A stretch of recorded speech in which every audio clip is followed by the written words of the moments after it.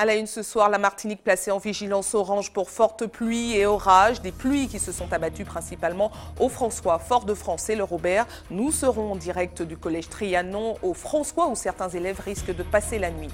Plus de consultations externes au service radiologie du CHU de Fort-de-France. Les patients doivent se tourner vers le secteur privé depuis ce matin. Aucun rush n'a été constaté dans les cliniques pour ce premier jour.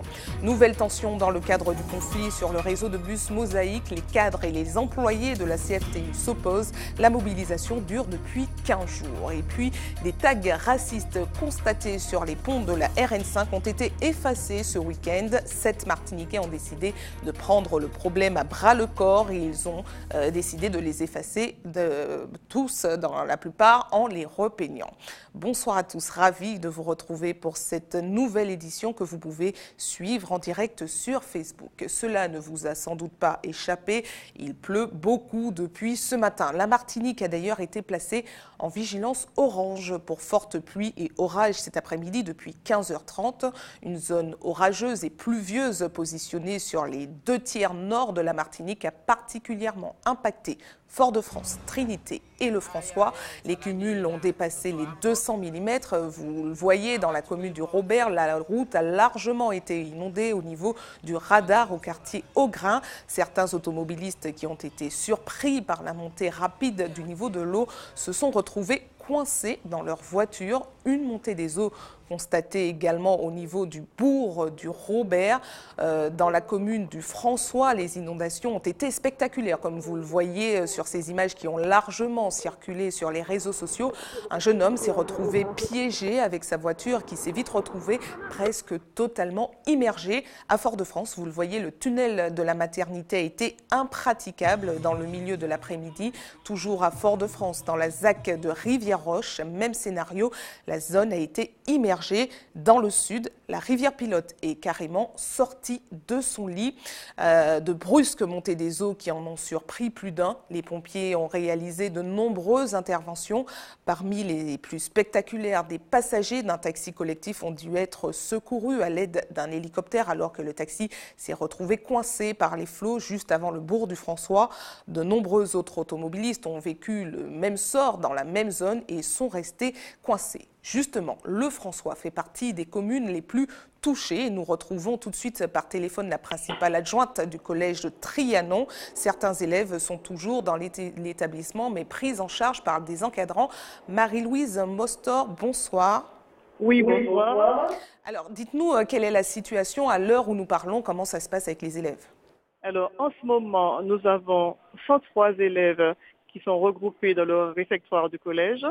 Nous sommes environ une vingtaine d'adultes, enseignants et sous-personnel donc pour les encadrer. Ils sont au calme, ils sont en sécurité, mais bien sûr, il y a un peu d'angoisse qui commence à monter. Ils se demandent s'ils vont rester là ou si les parents pourront les récupérer. Donc, pour l'instant, nous sommes dans l'attente. Et j'en profite pour rassurer les parents. Les enfants sont en sécurité, ils sont au sec. Madame la principale est en train de ramener du ravitaillement pour qu'on puisse leur donner une collation et attendre dans les meilleures conditions. Alors justement, pour les parents qui nous écoutent, comment faire pour savoir si justement ils vont passer la nuit sur place ou si la situation risque d'être résolue dans les prochaines heures? Alors pour l'instant, je ne peux pas dire de manière précise jusqu'à quand nous serons dans l'établissement, mais ceux qui ont pu sont venus dans le collège récupérer leurs enfants. Et j'ai compris que les routes sont difficilement praticables et que eux aussi, ils sont gênés, ils ne peuvent pas arriver jusqu'au collège. Donc pour l'instant, nous sommes présents, adultes et enfants, et en tout cas, ils sont en sécurité. Et comment ça se passe autour de vous? Il y a beaucoup d'eau, les accès sont impraticables pour l'instant? Oui, alors vous savez, le bourg du François est facilement inondable. Donc tout le rond-point qui est à l'entrée du bourg est inondé et les véhicules ne peuvent pas passer. Très bien. Merci à vous d'avoir répondu à nos questions. Merci à vous également. Et bon courage pour cette nuit d'ailleurs. Nous en avons besoin. Merci Voilà. infiniment. Merci à vous. Autre surprise météorologique de la journée, la grêle est tombée au François. Un phénomène insolite chez nous qui en a surpris plus d'un. Certaines des petites billes de glace ont été estimées jusqu'à 3 cm de diamètre. Je vous laisse d'ailleurs observer ces images qui ont largement circulé sur les réseaux sociaux. Nous avions un reporter sur place, mais il n'est pas encore de retour à la rédaction alors qu'il a tenté de quitter le François depuis 16 h cet après-midi. C'est donc peu de dire que les conditions de circulation sont très mauvaises dans la zone, mais on le retrouve tout de suite par téléphone. Johan Boulard, bonsoir. Oui, bonsoir Sabrina. Alors dites-nous en plus. Oui, j'ai vécu un véritable périple cet après-midi puisque je suis arrivé au François aux alentours de 16 h. Il pleuvait déjà relativement fort. Et puis tout est allé très vite. J'étais au niveau de la jetée, pas trop loin de Presqu'île, quand les rafales et puis les pluies ont redoublé l'intensité. Donc nous nous sommes retrouvés bloqués sous un trio avec un petit nombre de collégiens et puis quelques commerçants du coin. Et subitement des bruits plus sourds sur l'étole. On a d'abord cru à une énorme averse jusqu'à voir tomber devant nous de la grêle. Sur le moment, on n'a pas vraiment compris. Ça a duré environ 10 minutes à intermittence, sur 1 ou 2 minutes à chaque fois, de voir ces petits bouts de glace qui tombent du ciel. Et certaines personnes ont même eu peur d'ailleurs en se demandant ce qui se passait. C'était vraiment très impressionnant. Alors justement, Johan, vous aviez recueilli des témoignages, les réactions suite à cet épisode de grêle, des témoignages que nous ne pouvons pas diffuser ce soir puisque vous êtes toujours coincé au François. Alors dites-nous ce que les gens en pensaient de cet épisode. Justement, c'était pour beaucoup la première fois qu'ils voyaient ce phénomène. Et beaucoup se posent la question de comment est-ce que dans une zone tropicale, on peut se retrouver justement avec des morceaux de glace comme ça qui tombent du ciel. Beaucoup, on va dire, de stupeur et un petit peu de peur aussi, parce que beaucoup se demandent s'il n'y a pas quelque chose de plus grave qui se prépare. Alors Johan, vous êtes encore sur la route. Dites-nous l'état de la circulation. Où en êtes-vous? Quel a été votre parcours et comment est la route en ce moment? D'accord. Alors nous sommes restés coincés sur place. On n'avançait même pas d'1 mètre à chaque fois pendant au moins 1 heure. Et tous les accès étaient bloqués, que ce soit à 4 croisées, que ce soit par l'habitation Clément ou encore par le Vauclin. La rivière était sortie de son lit et du coup toutes les directions étaient bloquées. Depuis 5 minutes à peu près, apparemment ça se libère un peu. On peut faire par le Vauclin déjà. Les autres directions, je n'ai pas plus d'informations, mais ça avance un petit peu en direction du Vauclin. Très bien, merci à vous, Johan Boulard, et puis bon courage à vous. Merci. Et pour mieux comprendre tous ces phénomènes qui semblent surprenants, cette période de carême, de sécheresse, donc, Régine Germany s'est rendue au centre de Météo France. Voyez son entretien avec le prévisionniste Christian Massip. Bonsoir Sabrina, bonsoir aux téléspectateurs d'ATV. Vous avez été tous témoins de ces trombes d'eau qui s'abattent depuis ce matin sur notre département. Nous sommes au centre de Météo France. Monsieur Massip, bonsoir. Depuis le milieu de l'après-midi, la Martinique est passée donc en vigilance orange. Aujourd'hui, il est tombé beaucoup d'eau. En peu de temps, aviez-vous mesuré l'ampleur de ces précipitations ? Oui, bien sûr. En fait, on voit sur la carte ici les quantités de pluie qui sont tombées, donc 250 mm à cet endroit, là, sur les proximités entre le Robert et le François, 170 mm, 150 ici, ce qui fait 150 à 200 litres d'eau au mètre carré dans ce triangle. Donc en peu de temps, effectivement, c'est largement suffisant pour faire déborder les ravines. Alors, les franciscains ont assisté à une pluie de grêlons, assez rare chez nous. Comment expliquer ce phénomène? Oui, alors c'est effectivement très rare. Ça arrive en moyenne, on n'a pas de statistiques, parce que comme c'est très rare, on ne peut pas faire de statistiques sur peu de nombres, mais c'est à peu près 1 fois tous les 10 ans que ça peut arriver. Alors comment on explique ça? En fait, il faut savoir toujours quand il pleut fort en Martinique, on ne s'en aperçoit pas, mais c'est toujours de la neige ou de la grêle fondue. Donc la neige qui fond, elle refroidit l'air qu'elle traverse. Et comme on a assisté à un phénomène très stationnaire, à force de se refroidir, on appelle ça de l'isothermie, la température de la Mazère refroidit. En plus, les grêlons étaient assez gros pour des raisons autres et finissent par ne plus pouvoir fondre. Et donc, ce qui nous étonne toujours, et c'est effectivement assez spectaculaire et inattendu dans nos régions.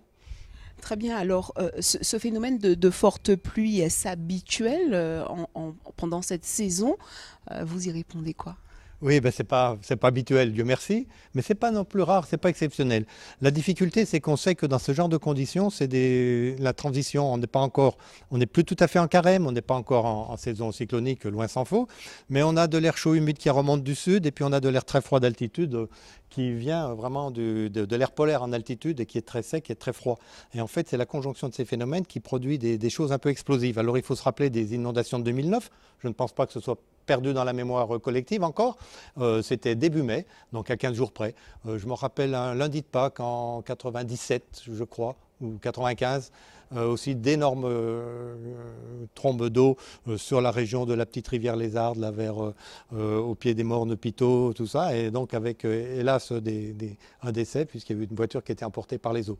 Donc c'est pas fréquent, mais c'est normal. Voilà. À quoi faut-il s'attendre donc dans les heures à venir et cette nuit? Bon, alors il est clair que le gros de l'agression pluvieuse est passé aujourd'hui. Pour autant, il reste encore beaucoup d'humidité. Il y a toujours cet air froid là qui est en altitude, qui n'est pas encore complètement évacué. Donc ça commence un petit peu à s'atténuer. La nuit prochaine, il y aura encore des pluies, probablement demain matin, encore une réactivation. Et demain, en cours de journée, on va revenir à des conditions de saison. C'est-à-dire? C'est-à-dire normal, voilà, il va faire relativement beau, des nuages, de temps en temps une petite averse. En fait, tout le monde connaît le temps des Antilles en saison sèche, et il y a toujours une petite averse qui se promène quelque part. Merci beaucoup, Monsieur Massip. Voilà, Sabrina, ce qu'on pouvait dire sur ce point météorologique, et nous restons donc connectés à l'évolution de ce phénomène. Et si vous pouvez nous suivre ce soir, vous avez de la chance. 9000 clients ont été privés de courant cet après-midi au Vauclin, Robert, François, Ducos, Saint-Esprit et Lamentin. Les équipes d'EDF mobilisées ont pu réalimenter 7000 clients. 2000 restent donc encore privés de courant, principalement dans les communes du Robert et du François. Les opérations de dépannage sont ralenties par les conditions météorologiques et de circulation. Et puis EDF rappelle qu'il ne faut en aucune manière s'approcher d'un câble électrique tombé par terre. Contactez le service de dépannage au 0810 333 972. Dans le reste de l'actualité, le service de radiologie du CHU de Fort-de-France a annoncé la suspension de ses consultations en externe à compter d'aujourd'hui, et ce pour au moins 3 semaines. Les patients doivent donc se tourner vers les établissements privés. Un risque d'engorgement dans le secteur, même si aucune affluence particulière n'a été enregistrée pour cette première journée sans le service du CHU de la Ménard. Voyez les précisions d'un radiologue de la clinique Saint-Paul qui s'est exprimé face à la caméra d'Alizé Lutran et de Valérie Vincent. Il y a des patients qui sont adressés pour le CHU pour avoir des explorations et des avis spécialisés, et malheureusement qui ne sont pas honorés. Donc ils ont fait un transport un peu inutile et ils nous sont réadressés pour faire les examens radiologiques. Et puis après, avec nos conclusions, nous devons les réadresser aux services spécialisés. Certains n'existent que au CHU et d'autres en établissement privé. Donc ça provoque quand même une perte de chance parfois pour les patients. C'est un problème plus national de démographie médicale et qui retentit sur des zones parfois déshéritées. La solution, elle n'est pas simple, hein, et il faut vraiment anticiper. C'est le résultat quand même d'une politique en matière de santé publique qui arrive à ses conclusions. Il manque de médecins. On a mis des moyens sur d'autres secteurs de la santé, mais il faut former des médecins, bien les former et puis les répartir. Au chapitre social, le réseau de bus Mosaïque est toujours paralysé ce lundi. 15 jours de mobilisation qui commencent à créer des tensions. Des cadres de la CFTU dénoncent des violences verbales tandis que des salariés se disent en souffrance. Les représentants du personnel se sont entretenus avec un nouvel intervenant dans le conflit, Louis Boutrin, vice-président de Martinique Transport. Voyez ce reportage d'Alizé Lutran et de Valérie Vincent. Ce matin, une partie des 300 agents, contrôleurs, conducteurs s'étaient donné rendez-vous et attendaient de pied ferme Louis Boutrin pour lui faire part de certains dysfonctionnements au sein de la structure. c'est les cadres qui se plaignent de violence par rapport aux salariés, de certains salariés qui menacent des cadres. Donc aujourd'hui, on n'est pas content. Parce que nous, on dit qu'aujourd'hui, on a suffisamment de problèmes aujourd'hui à régler sur le réseau. Et qu'ils sont capables, je répète, ils sont capables de régler les problèmes qu'on a aujourd'hui. Aujourd'hui, si on a des personnels en souffrance, c'est bien les salariés, bien les petits, les contrôleurs, les conducteurs, la moyenne classe qui sont en difficulté aujourd'hui. Pas les cadres. Aujourd'hui, les cadres, ils sont dans leur bureau, la vie est belle à la limite. Mais aujourd'hui, quand on est sur le réseau, puis on est en manque de bus, on a des contrôleurs qui sont fait insulter, des conducteurs qui sont fait agresser, on est en souffrance. Mais après 2 heures d'attente, le personnel comprend que le premier vice-président de Martinique Transport ne se présentera pas au siège de la CFTU. S'il va venir, c'est parce que pour ne pas une pièce partie pour y dans cette situation, pas les venir à le siège CFTU, pour ne pas dire qu'il n'y a pas parti pour ne pas compliquer les choses. Parce que là, c'est assez compliqué. Alors pour le moment, restez mobilisés et nous allons nous courant dans un moment. La réunion avec les représentants du personnel se tiendra finalement à huis clos au siège de la collectivité. Après 2 semaines de blocage sur le réseau Mosaïque, en raison du mouvement de grogne des anciens sous-traitants, ces nouveaux désaccords pourraient bien aggraver encore un peu plus le conflit. Si vous empruntez régulièrement la RN5, cela ne vous a sans doute pas échappé. Plusieurs représentations du drapeau martiniquais dessinées sur les ponts de l'aéroport de Carrère ou encore de Génipa ont été recouverts de tags avec des inscriptions FN ou encore avec écrit Tineg. Ce week-end, 7 Martiniquais se sont insurgés de cet affront et ont pris l'initiative d'effacer ces tags. Sandrine Claude a rencontré 2 femmes qui ont participé à cette opération. Voyez leurs explications. La question s'est posée d'abord, est-ce qu'il fallait les effacer? Est-ce qu'il fallait les détourner pour quand même pour aller dans un sens symbolique, parce qu'on trouvait que c'était un affront direct au peuple martiniquais. Alors il y avait des inscriptions FN, Tineg, enfin des choses qui relèvent d'une partie douloureuse de notre histoire et de l'émotionnel. Donc il est important pour nous, il me semble, de réagir en tant que citoyens. Ceux qui ont voulu, ceux qui se sont sentis insultés, outragés, se sont naturellement mis d'accord pour se rejoindre et détourner ces affichages qui, à notre sens, étaient complètement inacceptables. Non seulement le fait que ça soit sur des ouvrages publics aux yeux de tous, et en plus donc sur des drapeaux et des annotations au JAM. Donc je ne vais pas revenir sur l'histoire de l'OJAM, donc tout le monde sait ce qu'il en retourne. Donc je pense au manifeste de l'OJAM, à l'origine de ce manifeste. Donc 3 jeunes Martiniquais quand même qui sont tombés pour une lutte qui est noble et qui fait qu'aujourd'hui beaucoup sont dans leur confort, et ça on l'oublie.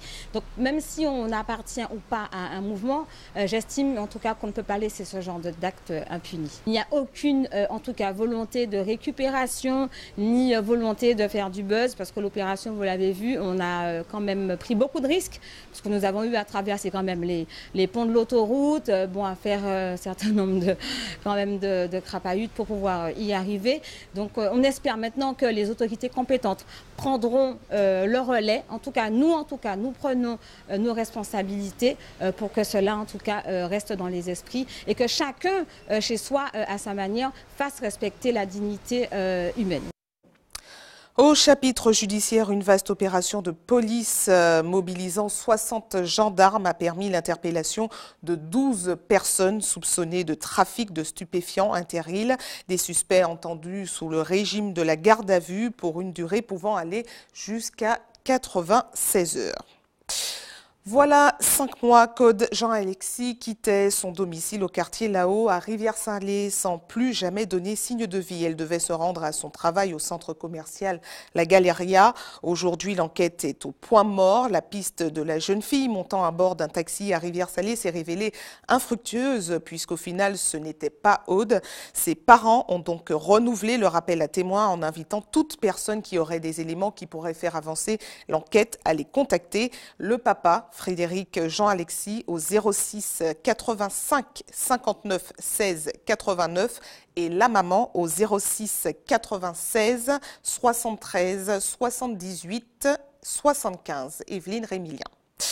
Restez avec nous à suivre. Dans cette édition, nous parlerons du festival Les Musiciennes en Martinique qui a commencé aujourd'hui avec des musiciens qui ont rencontré des scolaires. 3 concerts seront donnés ce week-end. Et puis Hubert Bornil vous parlera des actions de la mission locale du Sud qui permet à de nombreux jeunes de 16 à 25 ans de trouver un emploi. Place tout de suite au sport avec un retour comme chaque lundi sur les événements qui ont marqué le week-end. Les demi-finales retour play-off de basket, le sacre de l'USC Citron masculin en finale de la Coupe de Martinique de handball et enfin la victoire de Steven Orozman aux 12 heures de Sainte-Marie. Retour sur un week-end de sport avec les infatigables Caril Chassol et José Lecherti.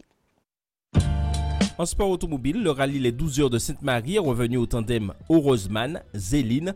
Il remporte 4 spéciales et devance Christophe Royan et Stéphane Gallet de Saint-Aurin. Sport mécanique, toujours en moto, la deuxième manche du championnat de course de côte est revenue à Livan Luchel. Il s'est montré le plus rapide au Marigot, aussi bien en super motard qu'en MotoGP. Jean-François Mélézan complète le podium. En athlétisme, la deuxième manche du challenge des 10 km a été remportée au Robert par Loïc Louis Mondésir de la mairie sportive devant Thierry Jacques-Édouard de la Rénovation. Au général, il truste les 2 premières places d'un podium complété par Philippe Kenneth.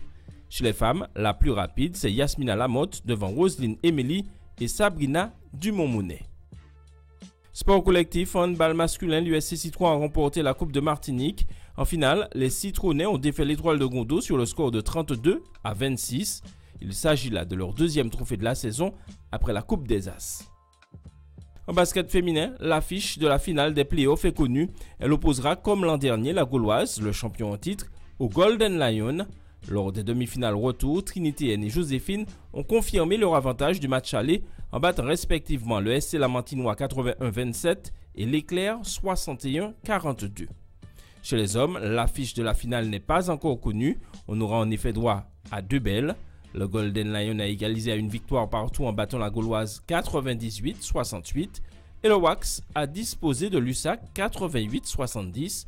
Ce soir 20h au hall de Saint-Joseph, le Golden Lion sera opposé à la Gauloise et demain 20h au hall du François, le Wax affronte l'USAC. En football, la 21e journée du championnat de R1 a été marquée par la victoire du club colonial, du Golden Lion, de la JS Eucalyptus et du New Star. Partage des points dans les autres rencontres. Au classement, en l'absence du club franciscain, le Golden Lion prend la tête de la R1 devant franciscains, clubistes et pilotins du Sud. En bas de tableau, on retrouve le Golden Star, la JS Eucalyptus et le CSK Pilote. Le club franciscain lui dispute depuis vendredi en République dominicaine la phase de poule de la Coupe des clubs champions de la Caraïbe.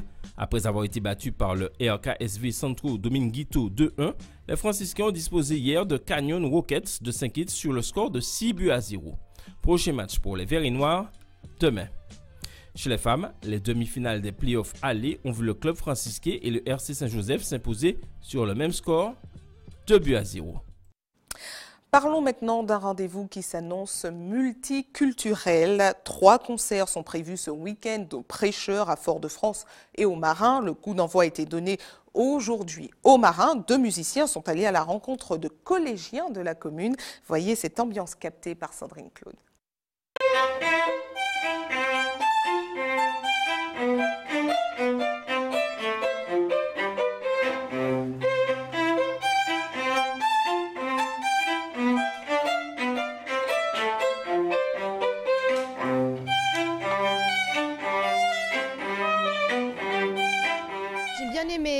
Leurs instruments, la musique que ça a donné, j'aimais bien les sons et puis l'ambiance était sympa. J'ai découvert la musique, donc le violon, le violoncelle. C'était super, on a pu voir comment ça fonctionnait, le travail de musicien.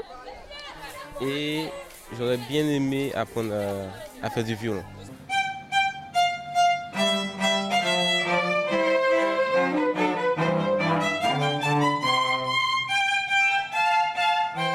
C'est une chance de pouvoir s'impliquer dans le festival Musiciennes en Martinique, qui est un festival qui donne la possibilité aux petits Martiniquais de rencontrer des styles musicaux différents, mais aussi de leur montrer que les 2 styles musicaux peuvent se rencontrer, musique classique et musique martiniquaise. D'accord, d'intensité. Voilà, on a le violoncelle qui est dans les graves, le violon alto qui sera au milieu et le violon qui sera dans les sons très aigus. C'est toujours intéressant de pouvoir leur apporter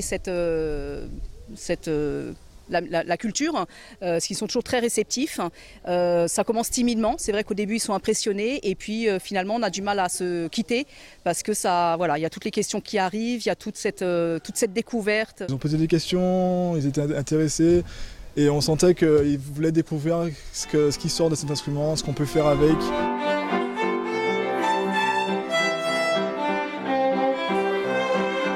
C'est pour ça qu'on est là déjà, pour montrer qu'avec des instruments qui datent de 1500, 1600, on peut jouer de tout, que ce soit le classique, que ce soit de la mazurka, de la biguine, tout type de musique, on peut l'adapter même si ce n'est pas fait à la base pour ça.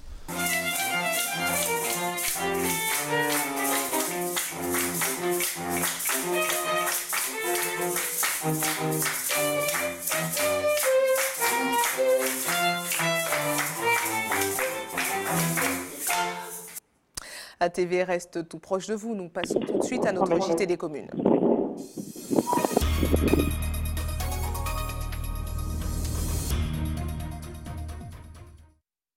Un JT des communes qui commence au François où l'on retrouve tout de suite par téléphone une élève de seconde du lycée La Jetée. Elle est bloquée à l'heure où nous parlons dans son établissement. Kessie Palaire. Bonsoir. Bonsoir. Alors dites-nous, que se passe-t-il autour de vous déjà ? Alors, nous sommes encadrés par les professeurs, nous sommes en confinement dans le réfectoire et en ce moment, on est en train de servir à manger. D'accord. Vous êtes combien d'élèves à être coincés dans l'établissement ? Près de 2000. Près de 2000, c'est ça ? Oui. D'accord. Donc, dans quelles conditions vous êtes dans l'établissement ? Tout se passe bien ? Vous arrivez à communiquer ? Nous sommes coupés de toute commune et de communication. Pour l'instant, nous sommes sans consigne, mais nous sommes encadrés par les professeurs. Pour l'instant, il n'y a pas d'électricité, mais nous attendons des directives. Alors justement, la communication semble très difficile. J'imagine que vous avez un message pour votre maman, les autres élèves aussi.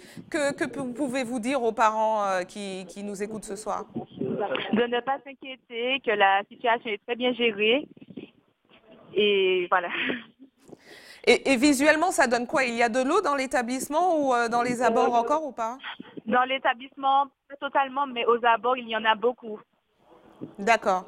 Et vous en savez plus ? Vous savez si vous passez la nuit sur place ou vous allez dormir ? On ne sait pas encore.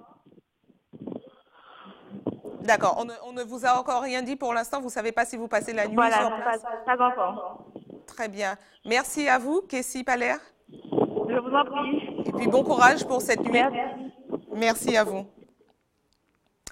Et nous restons dans le territoire de l'espace sud avec un reportage tout contraire, tout opposé, avec un focus sur les compétences de la mission locale. Vous le savez, elle a pour mission justement d'orienter les jeunes de 16 à 25 ans dans leur recherche d'emploi. La structure a mis en place un système de parrainage pour mieux les accompagner. Et vous allez le voir, ça a porté ses fruits puisque ça a permis à certains de décrocher leur premier contrat de travail. C'est un reportage d'Hubert Mornil et de Michelet François.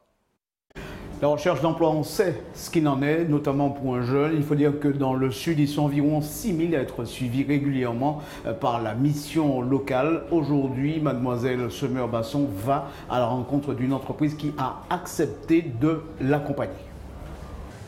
Ce jour-là, nous avons rendez-vous avec une jeune femme de 22 ans. Elle est mère d'une petite fille à la recherche d'un emploi. Elle vient frapper à la porte d'une entreprise de prestation de services qui propose la garde d'enfants à domicile. Comme tous les employeurs, ils demandent une expérience professionnelle. Mais comme je viens d'avoir mon diplôme d'aide-soignante, il faut au moins qu'un employeur me prenne en considération. La jeune femme possède tous ses diplômes, mais ce n'est pas toujours facile de trouver un emploi dans son secteur. Le parrainage consiste à accompagner un jeune pendant 1 an en lui faisant profiter du réseau le réseau que nous avons. Donc moi, ce que je vais proposer déjà dans un premier temps à mademoiselle Basson, c'est un contrat. Une relation employeur-demandeur d'emploi facilitée par la mission locale de l'espace sud. qui permet ainsi à de nombreux jeunes de 16 à 25 ans de faire leur premier pas dans le milieu du travail. Summer a la possibilité de bénéficier du dispositif parrainage que nous proposons en partenariat avec la Diecte Martinique, qui permet à nos jeunes du Sud de bénéficier, d'avoir un parrain ou d'une marraine. Ou une marraine qui va les accompagner. Donc ce sont des personnes qui sont en activité ou alors des retraités ou des membres actifs d'associations qui permettront aux jeunes de bénéficier de leur réseau professionnel. La démarche s'avère concluante. Mademoiselle Summer a été acceptée, son profil a séduit l'entreprise. J'ai signé un contrat à partir du 3 avril. J'ai commencé mon premier contrat avec elle, avec Madame de Bébichou. Et j'ai fait une première garde, ça s'est super bien passé. J'ai d'autres gardes dans le futur. Je dois rencontrer un parent, normalement cette semaine, et j'attends de voir la suite. Elle a déjà son diplôme d'aide-soignante.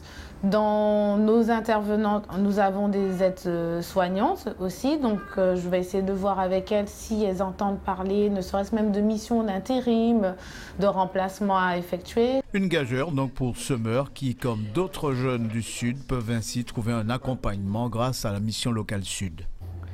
Voilà, mais le coup de signature, on peut dire que c'est parti pour Mademoiselle Summer qui va, dès lundi, trouver une activité pour 4 mois en espérant à terme pouvoir déboucher sur un emploi durable grâce à cette entreprise. Et encore félicitations à Summer. Information pratique maintenant. Avant de refermer cette édition à l'attention de ceux qui souhaitent faire un don de sang demain, notez qu'une collecte sera organisée comme aujourd'hui de 8h à 13h sur le parking du lycée polyvalent de Bellevue. Et puis comme chaque jour ouvré, une équipe sera également à votre disposition de 9h à 16h à la maison du don derrière le CHU Pierre Zobda-Kittmann au quartier La Ménard à Fort-de-France. Et c'est la fin de votre journal local et régional, mais ne bougez pas, la tranche info continue. On retrouve Régine Germani dans une poignée de secondes, tout joue en Tchèque. À tout de suite.